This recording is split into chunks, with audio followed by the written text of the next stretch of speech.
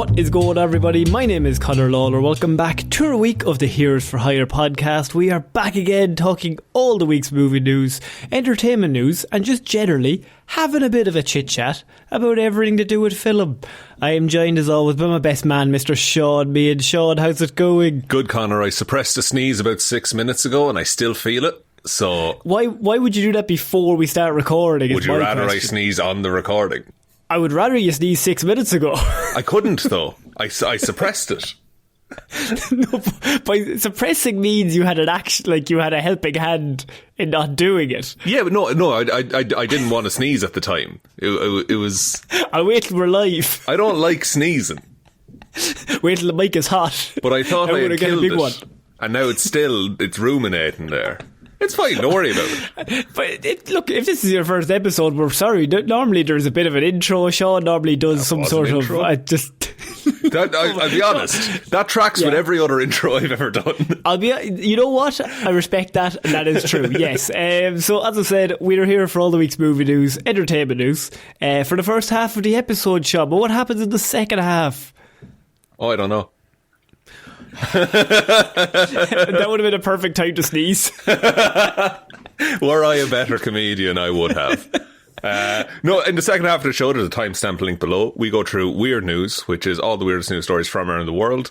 I haven't seen any of them. Conor reads them out, and I give my first reaction. And I think it's somewhat of a special weird news this week. It's the New Year's episode of weird news. So last week we had our top 10 weird news stories of the year. That's the finish for 2024. People vote on their top 10 weird news stories. We do the rankings, so if you missed that, you can go back. It's a bumper episode. It's like 2.5 hours long, and it's just a cool introduction to some of the stories that we talk about. It's very silly, but it's a good time, I like to think. But at the start of every single year, we have to hear from one woman. Now, long-time listeners of the show will know who I'm talking about, and if you're new, that's fine. But it involves asparagus, and it involves a woman who claims to use asparagus to tell the future. Look, she's the only one who claims that she can do that, so... That's something to look forward to, Shaun. But it's the movie section of the show. There's a timestamp down below if you want to go straight there. We have to deal with the bad section that no one likes. We have to deal with the movies. Gross. So, look, as I said, if it's your first episode, don't do anything. Second or above, really appreciate 5 stars, a like, a follow, a share. We have a Patreon down below, which bunch of extra content as well. And we do listener hangouts where you can kind of come along, have a chat with us, all that good stuff, Shaun. But it's now time to get into some important parts, because speaking of Patreon hangouts, last week we had, well, a week and a half ago now, we had our Patreon New Year's hangout. We did indeed. And it was a lovely time. Thank you to everyone who showed up. All the patrons get automatic invites. You're all legends. But Shaun, we had a very important awards ceremony, our own Golden Globes, if you will. And I will. It's much more prestigious, I assume. Right? Very, very, very, very few people have won these awards. And so what we did was we gave out some awards, and it was voted on by all the patrons, and so I thought it might be fun to kind of let everyone else know what was voted on and maybe what won. And so just to kind of give everyone maybe an idea, and maybe they want to come along next year, because maybe you disagree. Maybe you don't like these ideas, these picks. Yeah, because it was open to the floor, and people could throw out suggestions. We put them all into a poll, and it was voted on democratically. Yeah, and we could not pick. The only one that was wrong is the best movie, and that is because mine didn't win. He was really swinging for the Fall Guy, folks. Dune 2, I said fuck off. There's actually Dune 2 also didn't win best movie, so you know it was democratic, because we would have just voted Dune 2. It was also heavily recency biased, I think. Absolutely. So to go through the awards, if anyone doesn't know, for the awards for 2024 from the Heroes for Hire podcast, we haven't got a name from them. The Hirees, Heroes. Heroes is a chocolate brand. We don't want to get sued. If you have an idea for what we could call them, you have 11 months. Get back to us maybe around October, because if you give it to us now, we will not remember it. No. If you're listening on Spotify, it's going to ask you a question. Put in an award name suggestion. Put an award name down below, please. So, Shaun, we're going to start off our awards, which are the worst movie of the year.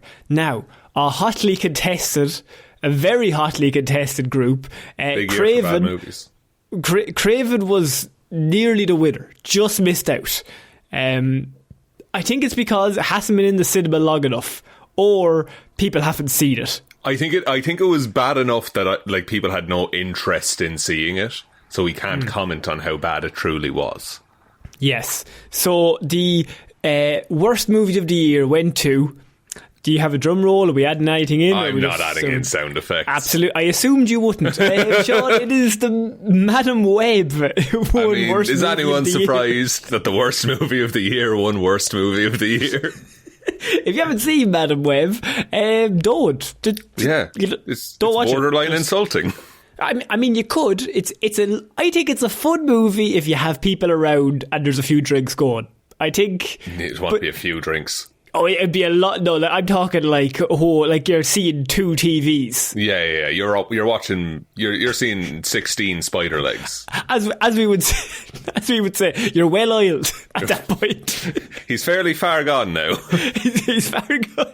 Like, just be one drink before. Jeez, he's getting a bit messy. Yeah, that's what you want to be at. That's the optimum Madam Web viewing experience. We had to watch it completely sober for the Patreon, and I will say it's the worst movie I've seen currently in the last 12 months. But that was a good scene when she gets blinded by that firework. That's pretty good. She kind of earns her blindness, which is a weird Remember halfway through the movie when she drops the whole plot and then goes to Peru for a holiday? Yeah. Just leaves him there. That was so good. I've never seen that before in the movie. I think that was nearly that was a hefty majority, was Madam Web. Yeah, there's no screenwriting class that says build up the second act until halfway through, just when you're at the peak peril, and then have your hero leave for Peru. Drop all problems. And just get the answers given to her? Immediately. Solve it. Yeah. So Madam Web won worst movie of the year. The biggest disappointment of the year went to Kraven. Which is interesting, because why? I think the logic was it could have been a good movie if they tried. But it's disappointing that that's Kraven. Does that make sense? It's the biggest disappointment because you love Kraven. Yeah. It would be like if Dune was bad. That's a big disappointment. I mean, that's not going to happen, Shaun. But it's never going to. Denny, please, I didn't mean anything by it. Denny, please never leave us. And Greig Fraser is not back, or he is back? I'm not sure. He's back. I'm pretty sure he's back. I thought he was back. Sure maybe he's gone from Batman, but then Batman got delayed, so maybe it's all fine. No, I think he's doing both. I think he's fine. I think it's worked out. In terms of the most anticipated movie of 2025, so this year upcoming, Superman won that, took home that prestigious award that we don't have a name for. But we are looking forward to Superman. Superman, I think, won in a complete landslide for most anticipated movie of the year. Just because I think people are looking forward to having some hope in their lives. Yeah, and it looks, I don't know, like a movie that people put effort into, which I'm pretty stoked about. I think it looks nice. That's all I'll say. Right? Now we get into some of the more annoying sections, because biggest hero. There was many heroes. So if you don't know, Hero Zero is the show we do on Fridays. So we give the biggest hero award and the biggest zero award. Now, in every other year, Jared Leto has won the biggest zero award along with David Zaslav and Bob Iger. Yes, they have consistently been the biggest zeros because the holy trinity of dickheads, as they are. So they normally come out with it. But this year, the biggest zero was given to Zachary Levi. For, I think, sheer scale of crash out that someone has had. Yeah. For just a lad who did Shazam and was under the radar and fine to, oh lad, what are you doing? And then pivoted real hard into maybe the right wing will like me. So Zachary Levi won the biggest Zero award. The biggest Hero award, Shaun, went to a man you might know well, because it is my own co-host Shaun Meighan won biggest Hero. Please. I went bright red on this Google Meet when this was decided on. I'll be honest with you, Shaun, I'm not happy with it. I'm not happy with it either. I don't want attention. And I certainly don't want you to have good takes. I don't understand it. I think it's a joke. And I'll say some. I'll say some to the patrons. Yeah. Everyone huddling. Shaun got nominated. I wasn't even on the ballot, right? I wasn't even on the ballot, okay? I wouldn't have minded being on the ballot and losing, but I didn't even get nominated. And I'm starting to think maybe I'm going to turn. I'm going to have to become... I was going to say Zachary Levi. No, please, no. I can't make this show with a lunatic. No, so Shaun very kindly won biggest hero, I should say, because of his weird news shenanigans, I assume. From just being mental? Is that the reason? I think it was mostly a cry for help, but also I think it was just a kind of thumbs up, because if you've listened to the top 10 weird news stories, most of them are Shaun just losing his mind. That's entertaining. So that's apparently people like that. I was literally the best man last year. Well, literally, yeah, but there was loads of other weddings that you weren't the best man for. In my heart, I was. You just kept giving speeches, random wins. Kept digging the side of a glass with a What can I say about Robert that can't be said? I don't know him that well, but he seems nice. I'm a +1 to this wedding, but... Just take the microphone. The most grand movie of the year was given to Godzilla vs. Kong. Yeah, for the sole reason, now, if you don't understand what the most grand movie of the year is, it's the Irish Grand, which means 5 out of 10. It's the most average movie. It's the movie that you watched and you didn't dislike it, but you wouldn't watch it again. If you're flicking through channels on TV and this movie comes up, you might stick it on and just leave it there for a while. Until the ad break comes along, and then you'll swap to something else. Yeah, you'll scroll and you'll see it, and you'll say, sure, I'll go back to that, I don't mind it. And it's the type of movie where someone goes, have you seen Godzilla vs. Kong? And you go, I have seen that, I forgot all about it. It leaves no lasting impact on your life, but while you're watching it, it's grand. So Godzilla vs. Kong takes home that prestigious award. The Magneto Train Fight Award, Shaun. Now, I think my favourite award category of all. What is the Magneto Train Fight Award? It is the award for the movie that has the best scene in a bad movie, stemming from Magneto's train fight at the end of Dark Phoenix. Very cool scene in a very terrible film. If you have a really shit movie or a grand movie, just a movie that doesn't deserve this scene, and then you have one scene that you're like, that's particularly cool. Oh my God, this is great. Someone cooked on this. So, for like 3 minutes, and then they went back to mediocrity, right? Yeah. So, the Magneto Train Fight Award went to the King Kong Monkey Beatdown from Godzilla vs. Kong. Which is when he picks up a smaller monkey and uses it as a weapon. It's pretty good. Just a great scene in a terrible movie. No, a grand movie, Shaun, please. Grand, excuse me, the most grand. It's the most grand movie. And then the biggest, most prestigious award of all, Shaun, the best movie of the year, did not go to Dune. It didn't go to The Fall Guy, which I'll be honest with you, I was not happy with. A little bit pissed about that. Look, I haven't slept since. I'm not happy. I've got a lot of red string on the wall with the pictures of people who vote, I remember. But Shaun, the winner of Best Movie was Wallace and Gromit from This Christmas. Vengeance Most Foul, of course. Yes. Now, was this influenced by the fact that it had come out 7 days before? Yes. I think we can categorically say yes. But simultaneously, we can't disagree. The straw poll does not lie. I think we both voted for Dune. Well, I voted for The Fall Guy, but then we both voted for Dune 2 in the end. But Wallace and Gromit still won. Yeah, I'm not mad that it won. I think it's a very good film. Just for reference, it beat out the likes of Dune 2, Deadpool and Wolverine, The Fall Guy, Wicked, The Wild Robot, The Substance, Sonic 3. All of these demolished by Wallace and Gromit Vengeance. Demolished. Transformers Killed. 1, get out of here. You suck, dude. So, Wallace and Gromit came away with the very prestigious Best Movie of the Year award. Now, that movie will not win Best Movie on any other podcast. So, if you think about it, it's actually pretty prestigious. Yeah, and it's definitely we're definitely gonna send everyone a copy of whatever we call these awards. Just to the Wallace and Gromit lads. Aardman, yeah. Nick Park is gonna love it when he unwraps it. Oh, I'd be fucking obsessed with it. Zachary Levi fuming. Just a middle finger on a trophy. So, Shaun, that is the end of our award ceremony for 2024. A very prestigious award ceremony. And now we will for not my speak speech. of this again. Please, no. Right. That is. I did this all on my own. I don't owe this to anyone. Fucking. You completely turned on them. Yeah. It's like, I'm better than everyone. They say I'm a man of a people, but I am clearly much better than ye, dickheads. Yeah. I'm like good people, you know. Good people. So very few of you smelly fuckers. Okay. Okay. So, Shaun, it's time to get into some news. The award ceremony, Golden Globes, Oscars. You've got a lot to live up to from what's just occurred. Can we have like the bronze cube? Would that be a? It's nothing to do with us, though. Oh, yeah, it's true. What's that?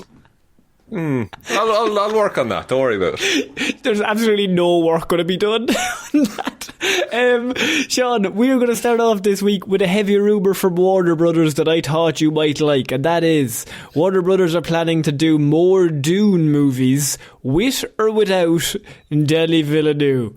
I don't think that's Warner Brothers' decision. I think Denis Villeneuve is leaving. So yeah, the current situation is that we've had Dune 1 and Dune Part 2, and now we're going to get Dune Messiah, which is meant to come out 27? Maybe 27. 26, I think? Not quite sure, but it's meant to come out in the next 2 years. Anyway. Yeah. And so Denny has signed on for all three of those movies.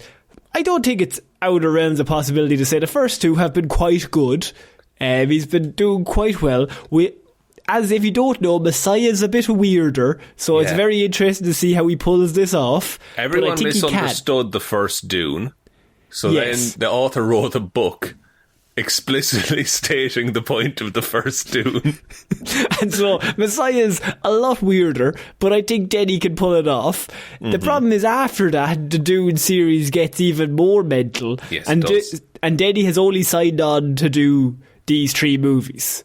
Yeah, and it's a nice stopping point after Messiah.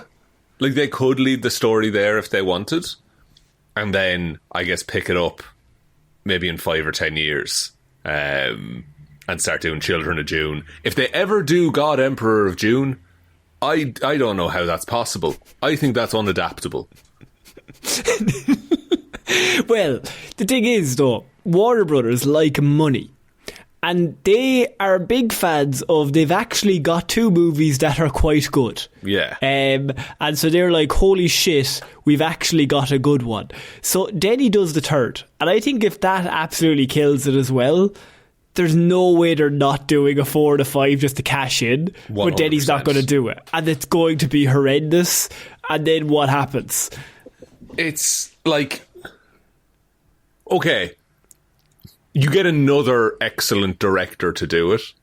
Like someone who has proven themselves to be able to handle large scale, interesting, ideally science fiction stories, I would say, but maybe not even. Yeah, but who's going to touch this? If you're big, you ain't touching this. Like, you're just always going to be the guy who came after Denny. See, you could go weird with it and get like Yorgos Lanthimos to do one. And like guaranteed Oscar. Oh, 100%. And like he poor things as Dune. Yeah. Or Robert Eggers, he could do it. Just weirdos. Just lunatics. What I also have is in this rumour was that apparently the filmmaker, Denis Villeneuve, was rather irked by these potential plans to expand the franchise with or without him, which makes sense. It's kind of his baby. It's kind of his baby, and they're going to take it over. Do you think he'll get Peter Jacksoned into doing them? Whereas, like, if it's going to be done, I'm going to do it. I think he'll definitely do 4 if they're locked in. If they're going to do it anyway, I think he's a very smart filmmaker. I think, like, if you can do it properly, he's probably more likely to say, okay, I'm done. You do it yourself, knowing that they're probably not going to do a good job. Yeah, I think it's like, we talked about this when, say, the Russo brothers coming back for Avengers, whatever the fuck it's called. It's like, you could just leave on a high, and then even if bad things are made after, yours will always be looked back on as, oh, those are the good Dune movies. You know? You always get away with it. You live off that forever. Yeah. Like, the Russos coming back for these Avengers movies, we talked about that. That is mental, because, like, you just leave on Endgame. Just drop the mic. It's like it's such a poison chalice that they've accepted. You will be 85 years old and brought to Comic-Cons non-stop because they'll be like, these are the guys who directed Endgame.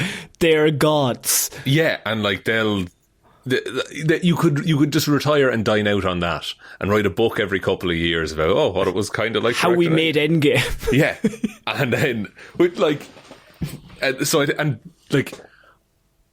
I think Dune. I think Denis Villeneuve is he's earned so much credit with audiences just from Dune being great. His next project, I think, even outside of Dune, is going to be massive. I think he's nearly Christopher Nolan level of studios will just give that man money. I think studios, he is that level a lot with Nolan, but Nolan has more like with general audience. I think general audience, like, people still know Nolan. I don't think they would know Denis Villeneuve a lot more. But the movies themselves, you're like, if you just went from the guy who did Dune, you'd be like, oh, that's a pretty good movie. Let's go. I think the Batman trilogy did a lot for Nolan of where everyone just knows Christopher Nolan. If you enjoy films and you say your favourite director is Christopher Nolan, no one's going to quiz you too hard on that either. It's like, he's pretty good. Yeah, he's pretty good. Yeah, he's pretty good. I don't understand. I understand Warner Brothers wanting to make money, but also they're always going to do that and just run into the ground. The good news is 1 and 2 will always be there, even if the next one's bad. Yeah, you still have 1 and 2. And even if the Batman 2 never comes out, we'll be fine. Don't worry about it. Okay, well, let's not get fucking mental around here. Like, Jesus Christ! You're saying Warner Brothers are up against a wall. No, if there's one thing you gotta do, if I see Dune 4 coming out before the Batman 2, I'm kicking off. I'm kicking off, Shaun. So we're going to move on to our next piece of news, and this is from another one of your favourite movies, 28 days later, but now 28 years later is the new movie. Weeks was in the middle there, but people... Weeks was in the middle, but this is the next sequel coming out with Danny Boyle, and or is it? So the thing is, right? So this is coming out 28 years later. We've had the trailer; looks pretty cool. Aaron Taylor-Johnson's in it. Jodie Comer is in it. One of the best trailers I've seen, by the way. Really good trailer. Really, really good trailer. And the thing about this is that it's interesting because a little bit of the synopsis has come out, and all I've read is that, like, it's still only in the UK 28 years later. Yeah, it's which is wild. I guess because it's an island. I read that, I was like, all right, lads, hang on, because, I mean, I don't know if you remember 4 years ago, but, but you think you can keep that contained to one island? I mean, if you just... I mean, look at New Zealand, they did it. Yeah, but they still had... You only need one case, is the problem. But it's zombies. It's a cautionary tale. I just read that. I was like, oh, lads, this is pushing it. This is pushing it big time. But now we know that it's actually going to be a trilogy. That Cillian Murphy's not going to be in the first one. He's going to show up in the third one? Be in... the third or the second one of the new upcoming trilogy. Seems odd, unless they have a plan that needs to take place over 3. I think it's going to follow the kid that Aaron Taylor-Johnson is looking after. The 12-year-old guy, I think the actor is Alfie Williams, and his character is Spike. I think we're probably going to follow that kid growing up in the zombie world. I think that's And then he meets Cillian Murphy, and Cillian's like, "No, I'm the captain now." Yeah, I think it's like because Cillian Murphy just kind of goes off into the sunset at the end of Dune, or fucking at the end of. Does he? Fuck. If you look in the background, he's there. He's on a worm. He's just in the background as a zombie. He winds up. There's an alternate ending where he winds up in a little cottage and gets saved. And I don't know if that's the real one, because the other one is he did just walk off.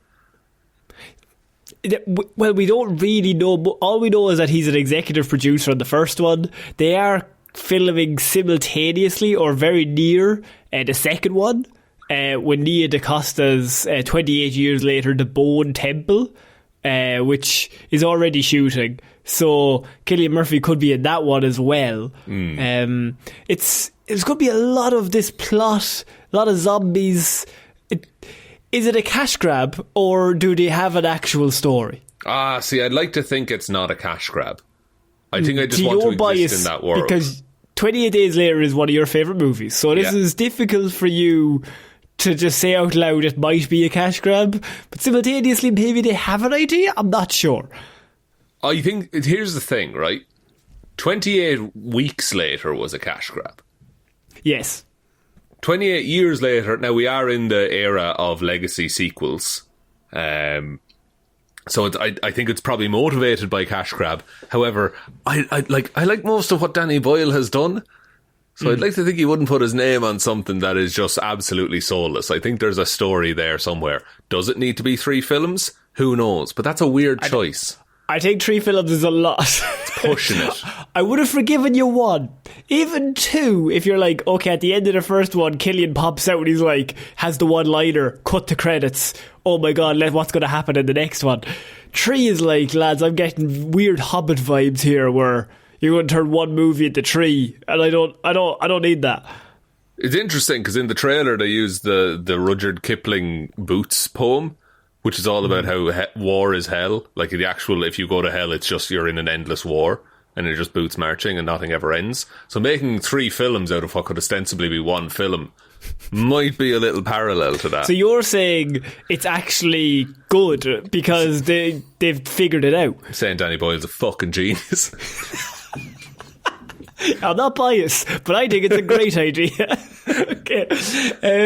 We're going to move on. Our next piece of news involves Jason Momoa, DC, and the news that we all already knew, but has come out officially, I suppose, in the last 2 weeks. Jason Momoa, you might remember, he was in the DC universe, the DC EU, because he was Aquaman. Very cool Aquaman. He's just good in the role. The movies didn't really live up to. They were fine. They were grand. Fine. The DCU, it was grand.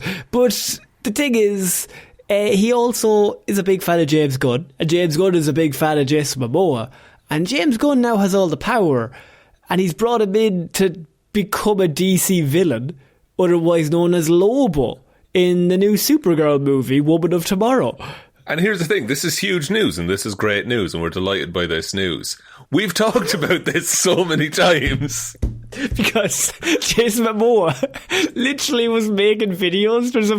He does like a whole Instagram live where he was like, just had a meeting with James Gunn. My god, that's gone fucking well. Yeah. Jesus, I fucking love those guys over at DC. Oh my character. God. I like Lobo. I think Lobo's pretty cool. And then the next question was, what characters do you like? Big fan of fucking Lobo. Yeah.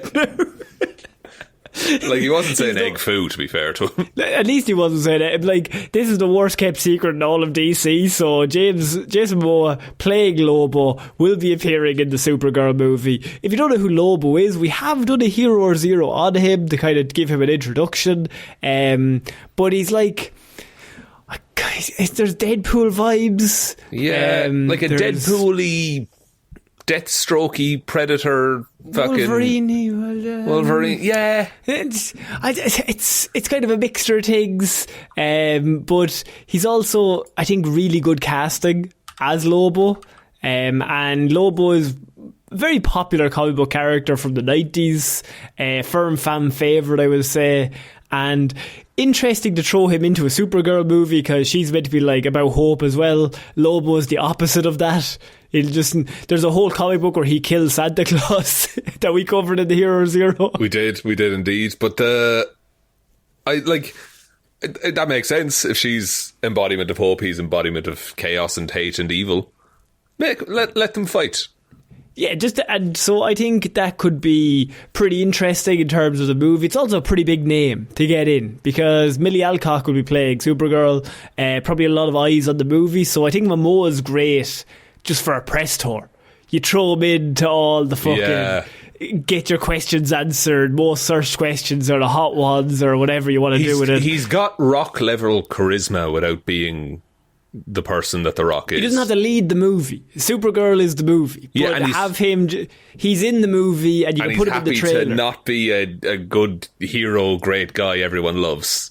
I think it's kind of pretty perfect in terms of a 1-2 with Millie Alcock leading it, Jason Momoa just doing his charisma, and like he's kind of perfectly cast as Lobo. It's interesting to see how much prosthetics they use on him as opposed to just like a little bit of makeup.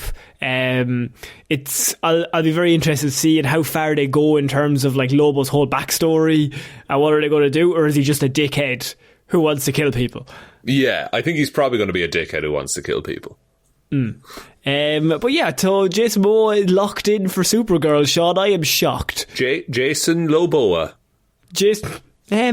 Lobo. No. Jason Mobo. Jason Mraz. Jason Mraz is Supergirl. What? Okay.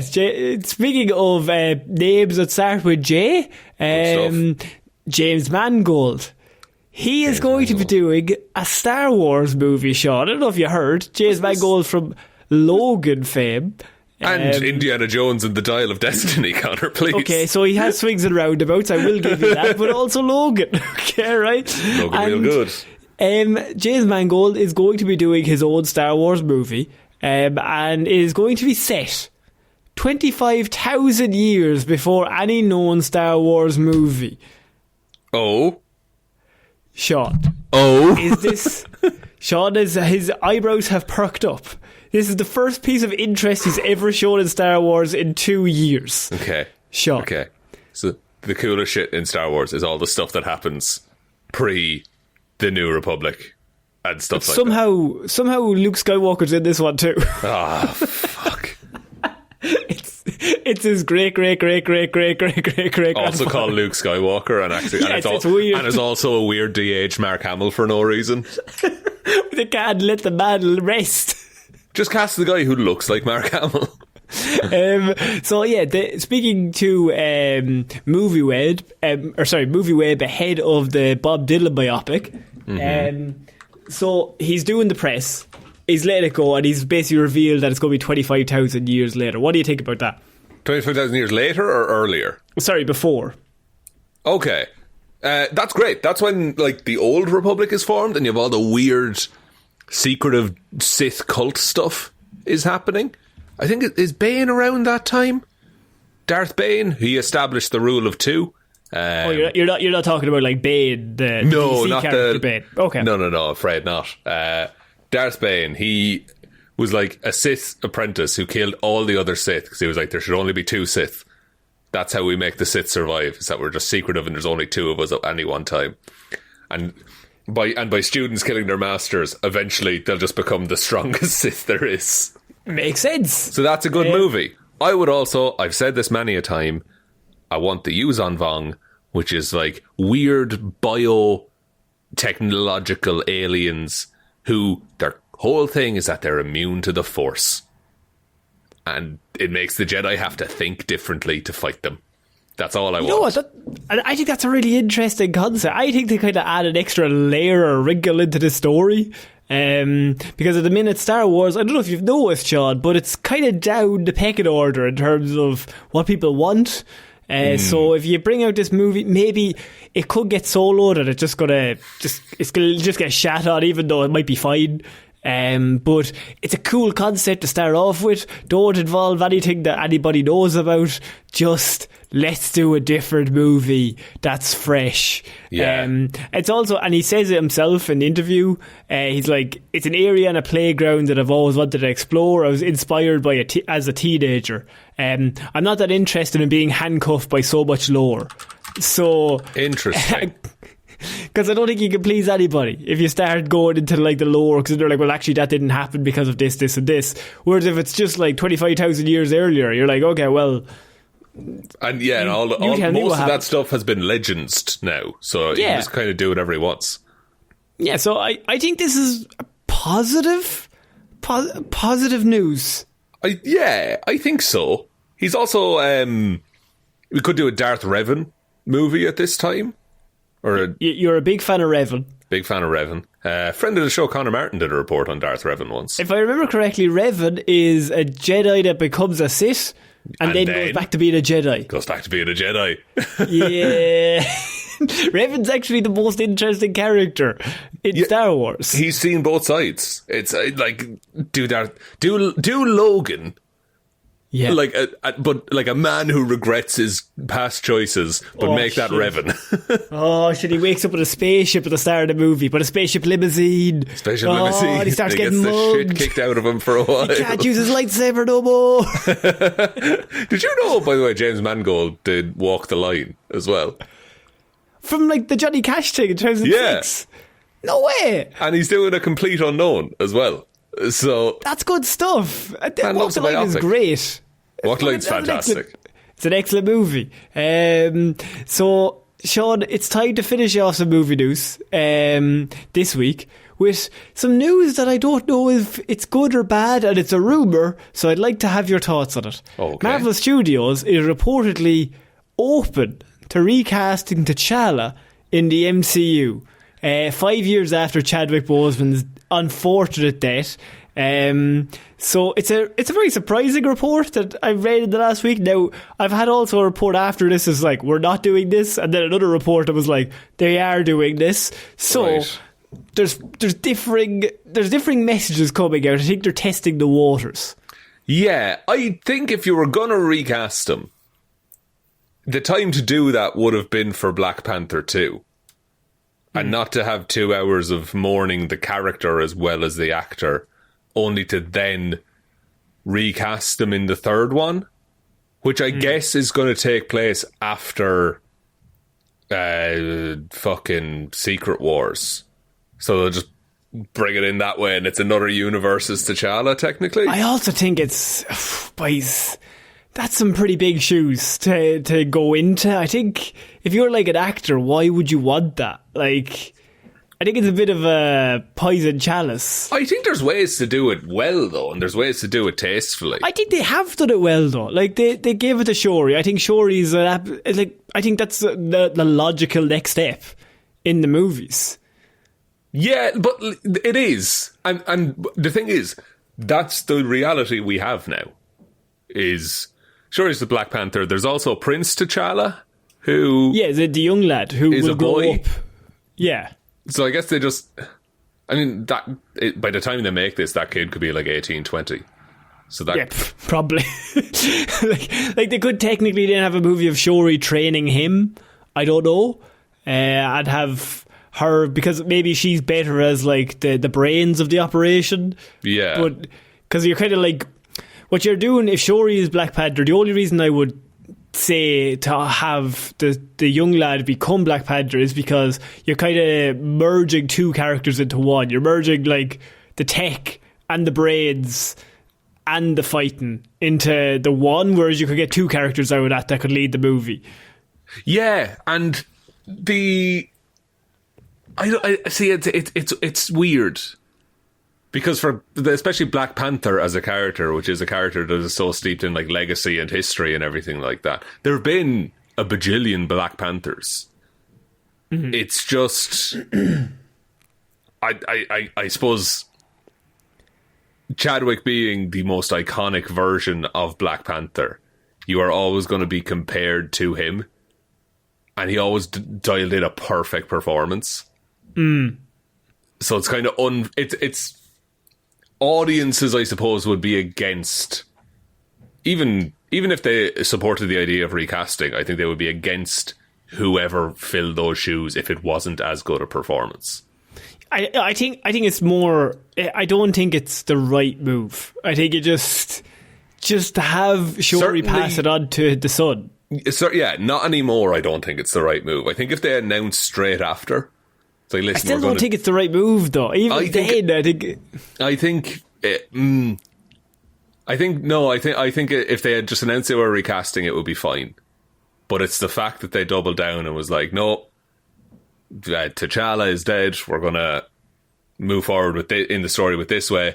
And then people didn't respond to that as well as they might have expected, and now they're like, oh, okay, we'll just recast. You can't have both. You have to pick one. You can't do it both ways. You kind of just have to go, yeah, as you said, double down. Like Chadwick obviously very sadly passed away, but you have made the decision. You can't kind of go back on the decision. And now you can't unkill Iron Man. No, well, actually, bad example. Okay, it's a bad example. Well, yeah. Look, you have to have a whole movie where they all mourn him. Yeah, and like do the whole thing, and I think that loses all of its ideas. It loses any emotional weight that movie had if you just bring someone else in and say, "That's the same guy." Yeah. Okay, Shaun, it's time for the weird news jingle. Please play the first jingle of 2025.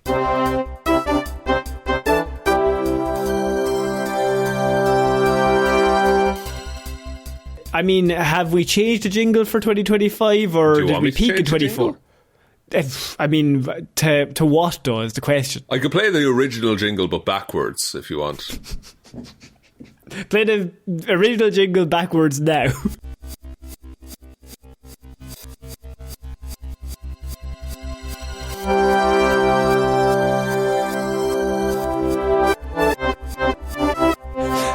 Perfect. That's good lovely stuff. Backwards. Sounds weird, right? Sounds like, no, we shouldn't have it that way. I think it's better the other way. Yeah, we'll just keep it as, yeah. So, Shaun, it is the first weird news story of 2025, of the year. Which perhaps means the most important weird news story, Connor. It's where we find out what's going to happen in the year. Like, if you need to know, if you're a bit worried, you might get anxious, a bit stressed. I do. What's going to happen over the next... You're a stressed man. Very next stressed. 12 months. I'm sure it drives you up the wall not knowing what's about to happen. If only I knew the future. Well, there, Shaun, it's funny you say that, because I have a woman who is otherwise known as an asparamancer, using asparagus to predict the future for the last, 7 to 8 years since we've been doing this show. At least as long as this show has existed, this woman has been doing her thing. To, I would say, partial success, which could also be attributed to guesses. She says, I usually have about a 75 to 90% accurate success fucking rate. shit she does. If you want to know how she does it, she gets a handful of asparagus. She then takes the asparagus and throws it into the air. And then within that, she can see the future. And I know what you're thinking, how? And my reaction is, shut the fuck up, let the woman throw her asparagus in peace. I have no problem with that. It's when she makes bold claims on the state of the world that I have an issue with. This is Jemima Packington, favourite of the show. In previous years, this is my favourite thing, is when they really try and get in the facts of all of her successes. For example, she's claimed to have predicted Brexit, the Queen's death, COVID-19, and the royal squabble involving Prince Harry and Meghan Markle. No, she hasn't predicted any of those things. She's made vague claims. Yeah, she's like, a royal will be sick. Yeah. Told you the Queen was going to die. Told you she was on the way. She also, and this is one that sticks in my head, she said fears about Brexit will be largely unfounded, was the exact word she used.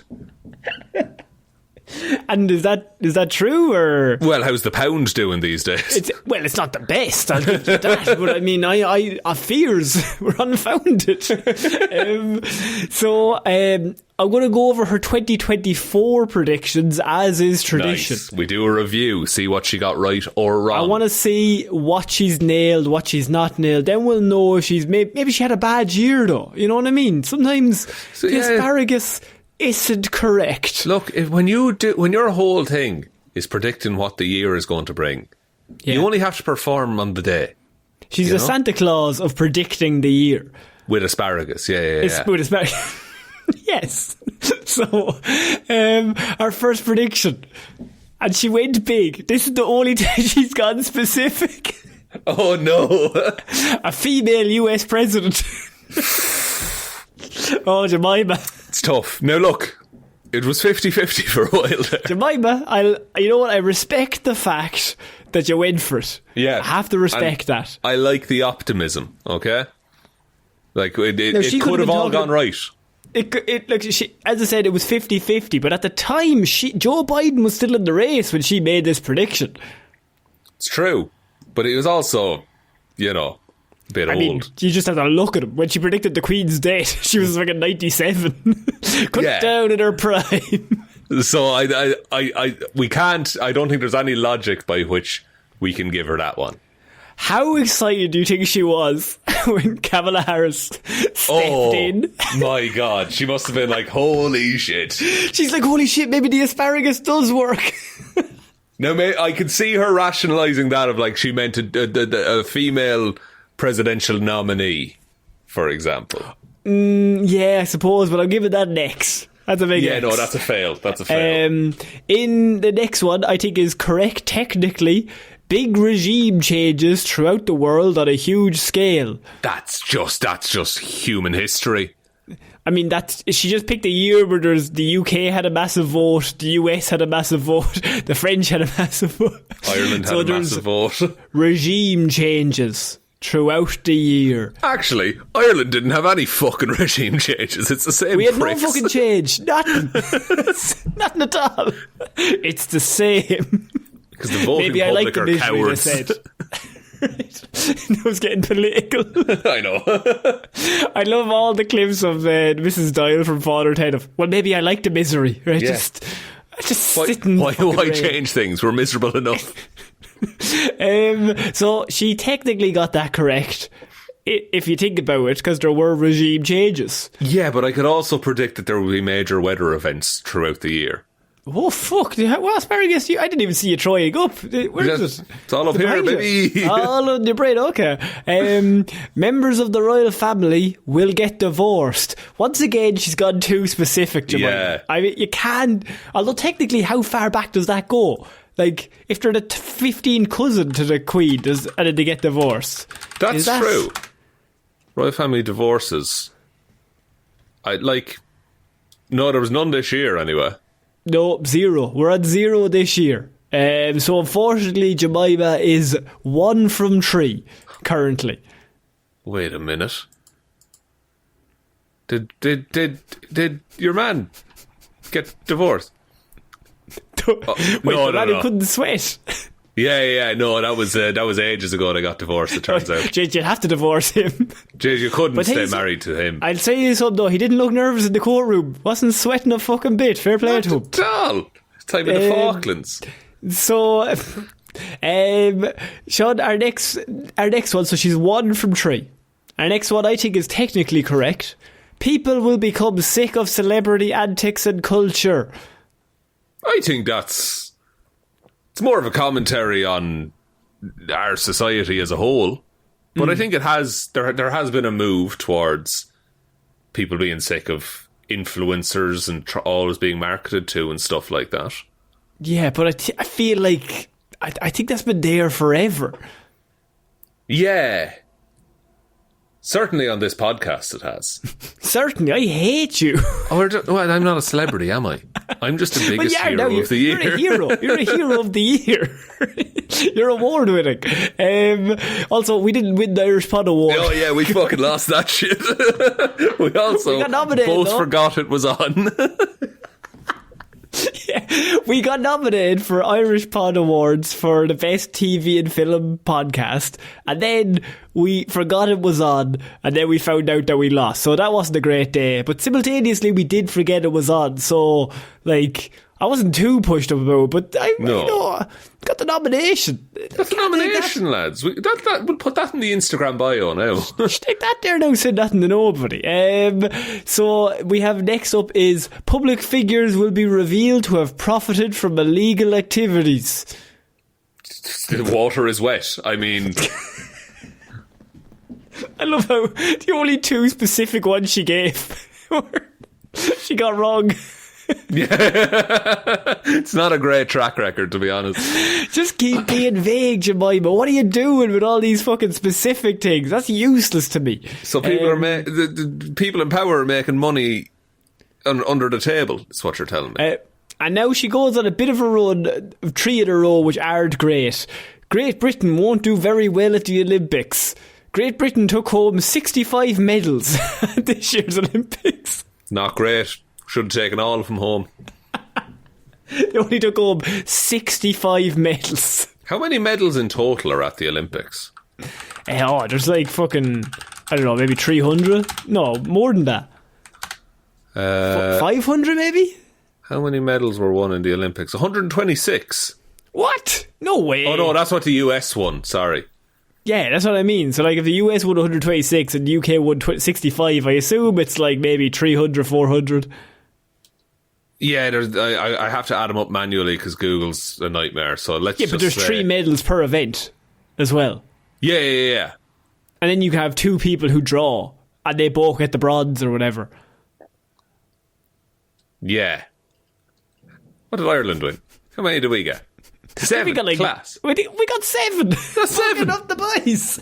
And the lads. And the lads, yes. So Great Britain won't do very well at the Olympics. I think is a big X. I think that's I think they did quite well. Unfortunately not correct. They had an amazing Olympics. Overall in the Olympics they ranked 7th. So pretty shit if you ask me. Out of 84.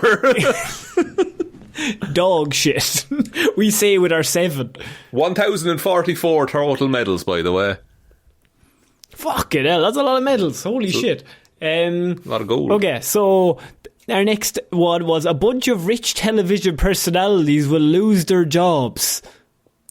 Did the Schofield stuff happen this year? That wasn't this year. That was last year. So I think that's a no. I don't think I remember anybody big losing their job. No, I don't think so either. And then she has influencers will lose their influence. That's the same as the celebrity thing. And also, I've seen more influencer stuff non-stop, all the time, on That's all true. of the platforms. It's exhausting. But maybe half a point for that one, because I think... I mean, yeah, I suppose. Also, my favourite part is Jemima says that she saw the spears of the veg form the shape of a broken crown just months before the Queen died on September 8, 2022. She said, the spears formed a broken crown, which indicated to me that there would be a great royal sadness. When I saw pictures of the Queen welcoming Liz Truss as PM, I noticed how frail she looked, and I said to my friend, it won't be long now. What, the 97-year-old woman looked frail, did she? I couldn't I was like, she's going to live another 40 years at least. I'd say she makes it the next millennium, you know. I think I'll be dead well before her. I'll die at 95 well before she does. So, Shaun, it's now time for the big thing, right? So obviously you've seen she always gets them correct. 75 to 90% success rate, even though she got about 3 of them correct and they were all extremely vague. Yes. But maybe this is the year. This is the year. Okay, here we go. New Year predictions 2025. The Asparagus have shown us. Please, everyone, take this down. This is locked in. More civil unrest throughout Europe. Europe will undergo especially turbulent times. Oh, fuck. Oh, Jesus. Interesting. Now, that's something that could be predicted by, I don't know, reading the news, perhaps. Just anything. Just even look outside. Yeah. Just all of the issues. You know, you've heard of the issues, Conor. I have heard of the issues. Yeah. No, I think the issues might come to a head at some point. Yeah. Number 2. Political resignations will be off the scale worldwide. Okay, but what's the scale? Yes. What's our frame of reference for any of this? Scale is 1. Oh, there was 2. Oh my God, that's a 100% increase.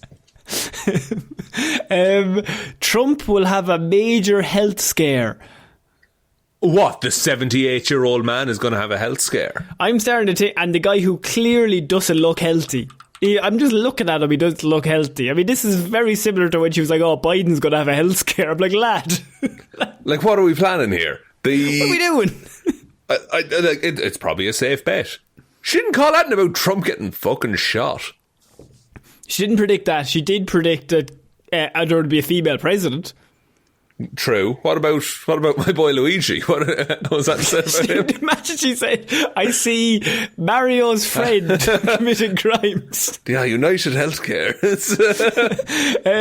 Liverpool FC will win important titles. Shaun, this is, this is an extreme prediction, as Liverpool are currently top of the Premier League and playing quite well. Interesting. So you're saying she's fucked it again? I'm saying that she's picked a team that's number 1 and 7 points ahead of everybody else and is playing quite well. And when is that called as a... There's another 5 months to go, but they're halfway through the season and they are top. Right, so they're likely to continue being good. I would say they have a decent enough chance. If you were to pick anybody at this point to win a title, it would have to be the team that is top after 5 months. And what about... I don't know, say Tottenham. How are they in the league? You don't care. I don't. They are led by an Australian man called Ange Postecoglou. It's a good name. And he says mate a lot in press conferences, just to kind of... He plays terrible and then he says mate a lot and he tricks reporters into thinking he's cool. That's what I aspire to be. Like, that's what I do on this podcast, he's like, essentially. Oh, mate, fucking hell, mate. I'm trying my best, mate. Like, God, he's amazing. Fair play to you. Number 5, the Lionesses will roar once more. Lionesses are pretty good, though, right? Oh, they're the best team in the world, Probably roar again, so. Definitely top 3. Like, they're pretty good, like... Also, it has to be said, we have no way of confirming this. We're fairly sure Jemima voted leave. All of her things are coloured by that bias. There's a whiff. I don't know what it is, but there's a whiff. European car makers will hit major problems, all connected with EVs. We gotta go back to raw petrol, boys. She's drinking diesel as she says this. Oh, fracking is going to see an increase. That's interesting. She loves digging for diesel. UK farmers will win the day. This is about the farm protests thing. It is about the farm protests, which is Jeremy Clarkson and Nigel Farage were at. So that's why we're saying there's a whiff. This is the thing. And also a lot of rich fucks buy farms so because you don't pay as much tax breaks. Yeah. So, we're not a political show, but we can just get into that. We're not a political show, but just read some stuff, you know? Just read anything she does. Maybe an hour before she does this. I think. Daily Mail top headlines, let's go. Stock markets worldwide will be extra jittery, more bust and boom. That's happening now. That's the same as every other year. The royal family will have more trials and tribulations, but will overcome these. Of course they will, Jemima. Oh, you can't keep them down, can you? He's hardly going to say they're going to have trials and tribulations and will succumb eventually to the pressure. Ultimately, they're all going to die. End the monarchy. The monarchy will finish this year. This is what we say, though, about like grifters and conspiracy theorists, is that you need to throw in something that you would never say to make it sound believable in the future. You should say, like, she should come up with one that's like, I love the EU. Yeah. I think we should stay in the EU. Extra funding for roads is fantastic. I'm a big fan of non-white people. Maybe throw one of them in. Sadly, more royal deaths. Oh, fuck. Oh, lads. Oh, no. Oh, my God, I would hate that. If there's only one that we should take out, really. And he's not sweating about it, but would anyone care? Would anyone... Look, all we're saying... I know he's got a family and shit. Would anyone miss him? I mean, to be fair, though, like, he's done some stuff. Number 11. The culture of so-called influencers on social media will be mired in even more scandal. These are the same predictions as last year, Jemima. You've done it again. And just predicting that, like, influencers can be terrible people. Yeah. That happens. Yeah. Have you heard of Mr. Beast? Oh, I've heard of the Antichrist, yes. There will be the shocking loss of several iconic UK soap stars. Oh, what, the soaps that have been going on for 50 years? The actors are 96 years old. Yeah, they might die, yeah. There might be a couple of deaths within there, yeah. Mixed global reactions to climate changes. A catastrophic event will occur. It will involve major loss of life. But that's... There's been an increasing number of such events. That's happening right now. It's happening right now. Shout out to everyone in California. I hope you're okay. Jemima, technically you're correct, yes. But, Jemima. Show business personalities will again make the headlines for all the wrong reasons. Arrests will shock the public. This is literally, she's reading headlines. Like, just what's Diddy up to these days? Like... And the last one, Shaun, I think this one is locked in. The Great British Asparagus Festival will go from strength to strength, and I look forward to meeting everyone at all their events. I question Jemima's journalistic integrity. Because everything that's going to happen seems to be into her interests. It seems to be the same picks as last year. Look, I'm not saying she's not real.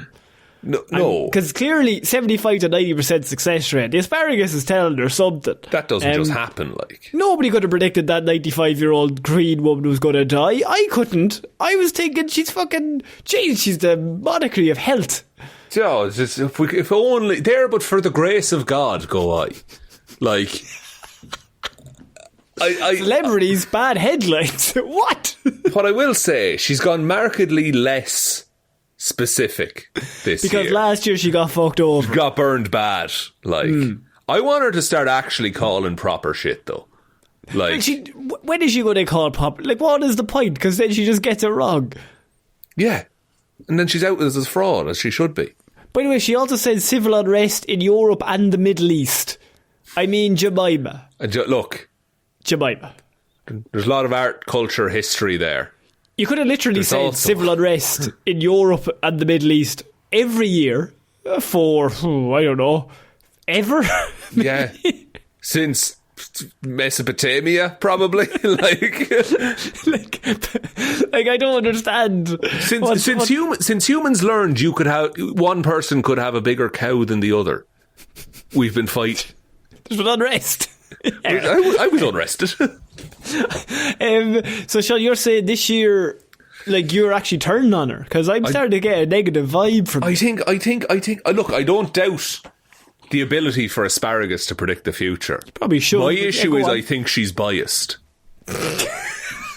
I want an independent Asparamancer to justify these claims. I think she's been gotten to by Big Asparagus. I think Big Asparagus, because this has been happening in, 6 years now at this point? Yeah. At least. So I think Big Asparagus has cottoned on, and now she's in their pocket. I think she's been bought off by Big Asparagus, and they're making her say these things. Because I think in reality she wants to get more specific.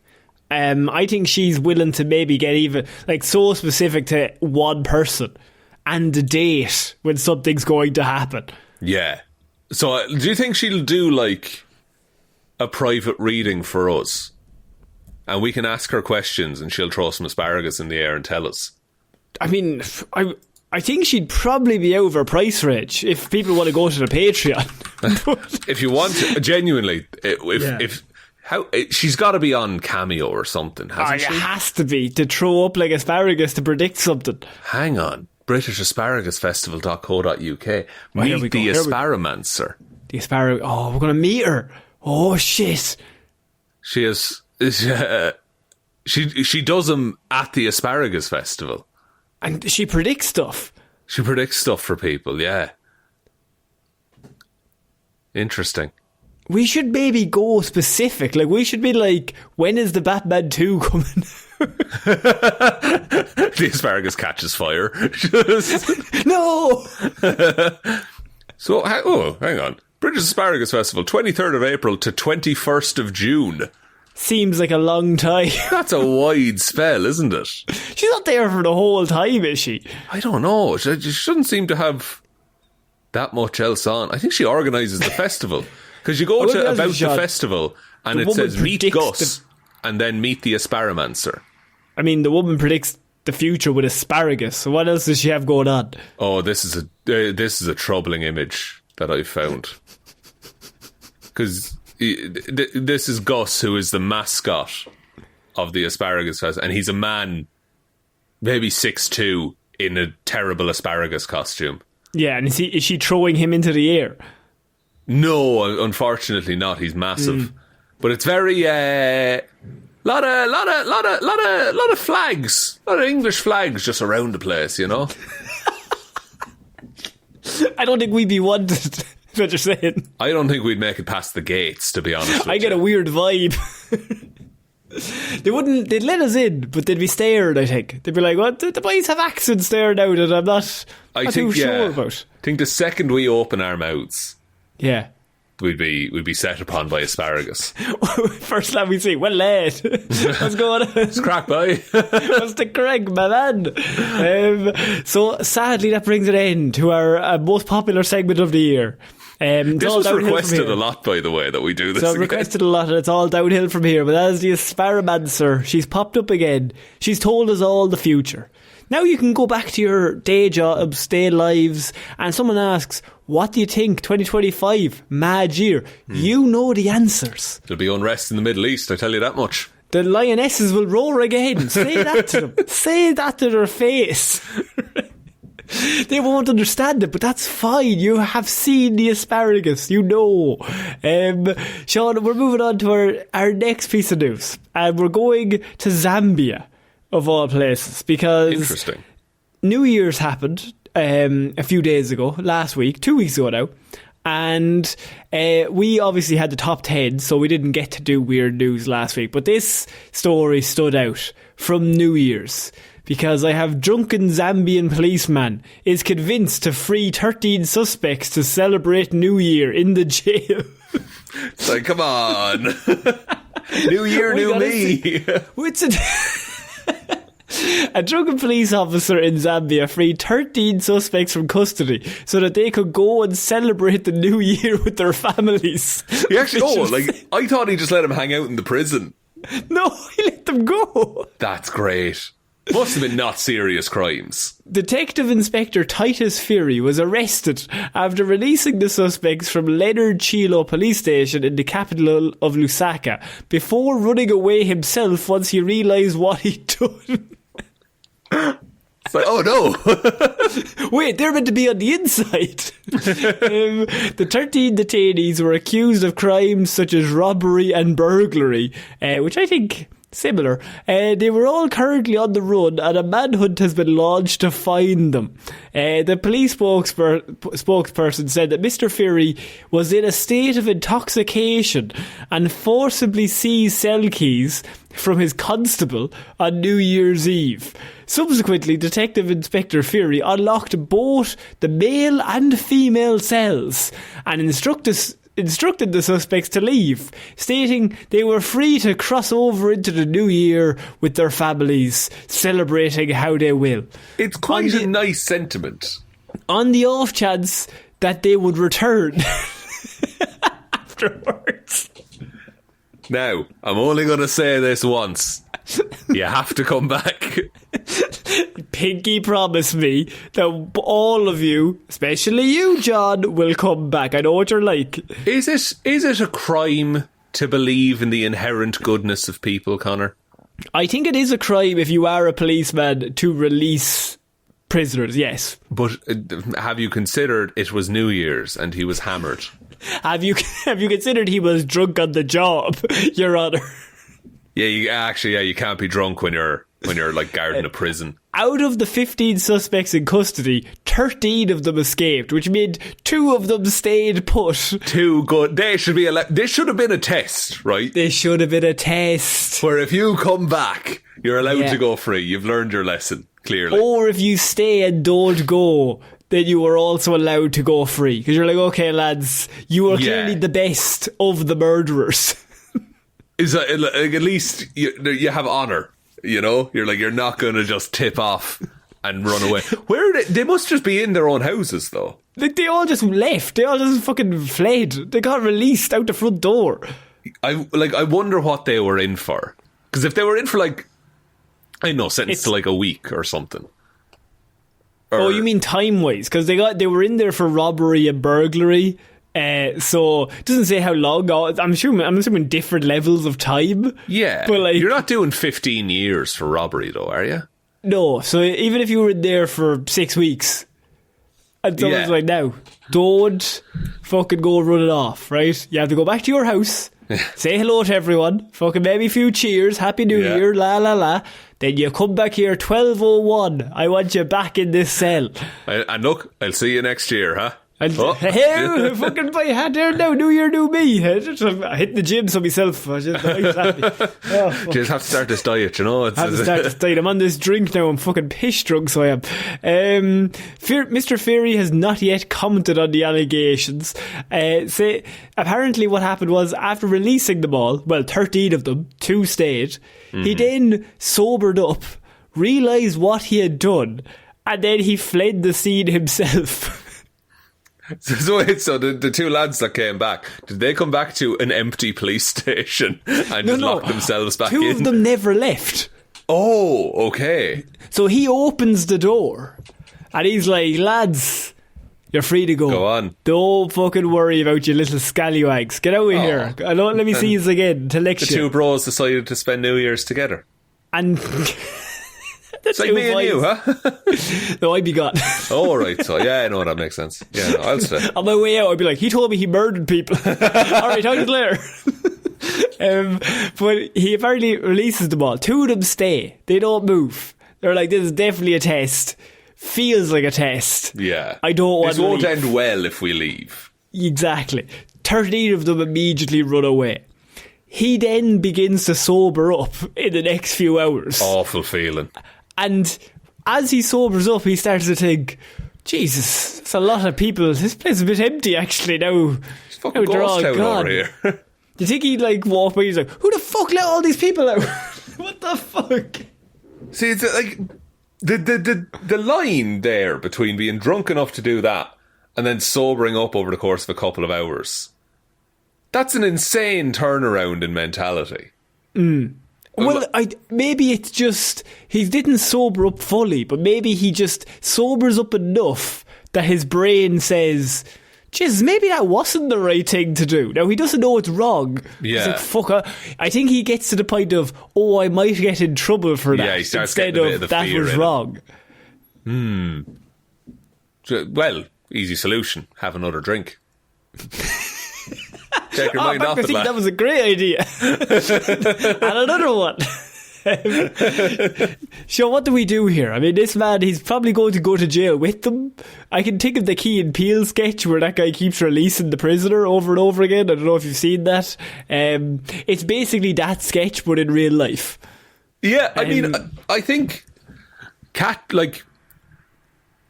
you need to incentivize them to come back. Like, give them a month off their sentence or something if they decide to just walk back into the prison. But, like, 13 of them still on the loose. Just, God, like, imagine from their perspective what this looks like. And they're like, what the fuck is going on? This guy is after hitting his head. He fall down the stairs or something. But it's really like, don't look a gift horse in the mouth, you know? Like, yeah, I think they all look at each other, and it takes me like one of them to start like slowly creeping towards the door, like being like, what the fuck is going on here? Keep moving. And if no one stops me, I'm going to keep going. Yeah. And then once you get through the door, just break into a sprint. Yeah, I think that's it. And I think if look, as a man who's never been in prison, I think this week. This week, yeah, this year. The idea of just like, oh, you get to leave, I think that probably trumps every other thought process in your head. Where you're just like, oh, I just got to get out. I just got to go. Let's just leave. Let's leave. Let's get out of here. Let's blow this popsicle stand. That's why they keep releasing you from prison. Let's blow this popsicle stand wide open. I'm imagining you in the TV show Prison Break when the guy comes in, the tattoo of the whole prison on his back, and you're like, let's blow this popsicle stand wide open. And they leave me behind as bait. You're the one that gets caught to be like, the guards are like, well, they need someone to go down. We need a body in the wreckage, brother. Yeah. Yeah, that's me. And I've tattooed like the way into my cell, but I've done it backwards. You're like digging into your own cell from outside. I keep digging in circles. I dig down, I dig into another cell. Oh. But like this one is like more secure. It's like solitary. So Shaun, we're going to finish off weird news this week with... I feel like this is one of those situations where influencers need to stop, because I have court annuls marriage after Melbourne bride thought wedding was a sham to boost groom's Instagram. This is, Shaun, a prank gone wrong. Oh, gone sexual? No. Not gone... Well, I don't know. They were married, so maybe, but I don't think so. So what happened was, in 2023... this woman shows up to this guy's house, and she can't be named for legal reasons, and she told the court that she met the groom on a dating app, and then they met the following day at a church. At the time, she was in her mid-20s and he was in his 30s. For the next 3 months, they remained in contact before she said the groom invited her to a white party in Sydney in December. The court heard. She said after arriving at the venue, she was shocked to learn that the man had organised a wedding. She became uncomfortable and wanted to leave, but the groom told her it was a simple prank for his social media followers. Shaun. You know how you lie to people. When I got there, I didn't see anybody else in white, even though he had been said it was a white party. Just to get her to wear a white dress. To get her to wear a white dress. She says, what's happening? He told me he's organising a prank wedding for his social media. To be precise, Instagram. Because he wanted to boost his content and start monetarising his Instagram page. Or monetising. In court, footage of the ceremony was played, showing the couple exchanging vows and rings. The bride appears to be enthusiastically participating in the ceremony, and she told the court it was all an act. We had to act to make it look real, from her perspective. But it is an actual marriage from his perspective. It's an actual legal marriage. She's saying all the words, and they have an officiant to do it. She said she only discovered the sham wedding was legal after he asked her to add his name to her application for permanent residency. She said the groom told her he was not a permanent resident and he had organised the marriage to help him to get a green card. Jesus Christ.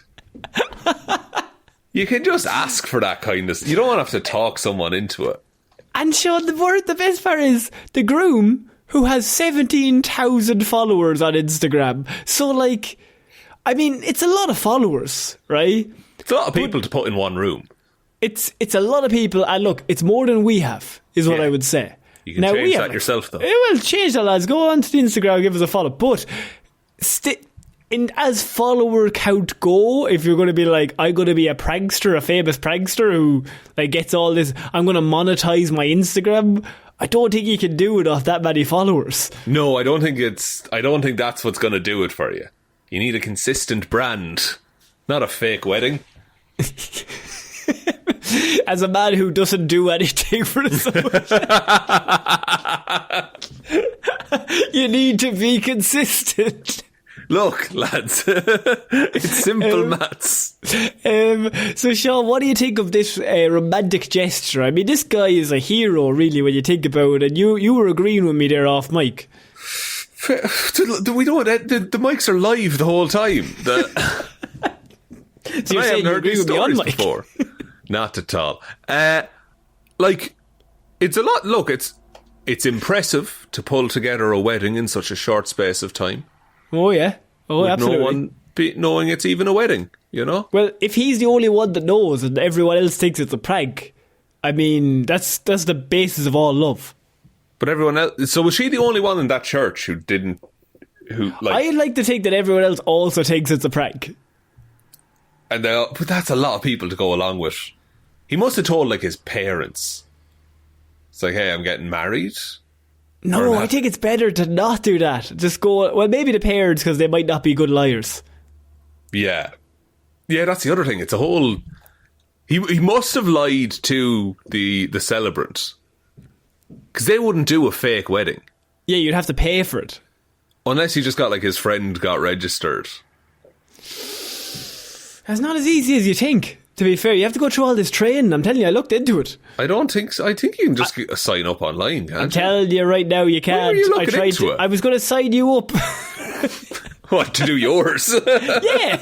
That would be gas. I did, but you had to go on like a 6-month course or like a 2-year course or so, and I was like, no, not in Ireland. That's what you have to do. Oh, in Ireland, okay. Yeah, I looked into it. I'm telling you. Did you actually look into this? I was going to sign you up for a course, and then I didn't.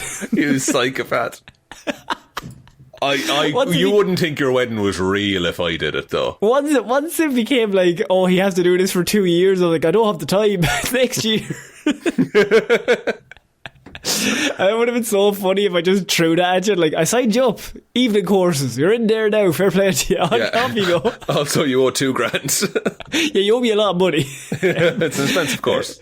So, Shaun, that's it for this week's Weird News. What a week. Would you like me to take us out, Connor? Yeah, sure, why not? Thank you everyone for listening to this episode of the Heroes for Hire podcast. We will be back on Friday with Hero or Zero, and next Monday with another episode of the show. Big thank you to all of our patrons, patreon.com/Heroes for Hire podcast. Link to that is in the description, and massive shout outs go to Róisín and Baby Ben Palmer, Joe Burney, Ryan Komatsu, Dozer, Enthusiast Evanson, Saint Waffles, patron saint of the podcast, the ghosts of Christmas past, present and future, David Clarke, Dominic, and I looks forward to the next Irish animal story, Hjelmroos, Danny McLaughlin, Lordsmish, Michelle Browne, Frost, Ed Ball, Conor and Lorraine are your number one Castbox fans. Russ I paid to see Kraven and survived. Bring on the next Sony fumble, Project Parfitt.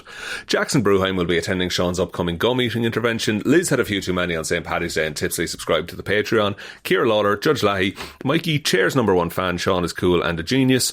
Róisín, Pete is going to see Kraven and doesn't care what you think. Jack Markham, BarreloCheez, Johnny Ray, Hunter Havard the Texas Ironman, Donegal George, Leica's number one fan, and Justin Bowman. Thank you all for your support. We really, really appreciate it. You help us keep making the show, and we could not do it without you. So if you want to join those people, head over to the Patreon. There is also the merch store, heroesforhire.ie/shop. Twitter is at Heroes for Hire Pod, the 4 is the number 4. Facebook is Detective Divilment's discussion group. Instagram is Heroes for Hire Podcast, and the best way to ever help out the show is to tell one human being that we exist. Just a one, please. And I think that's about it, Connor. I think so. So I've been Conor Lorraine. I've been Shaun Meighan. I shall see you all next week, guys. Bye. Bye.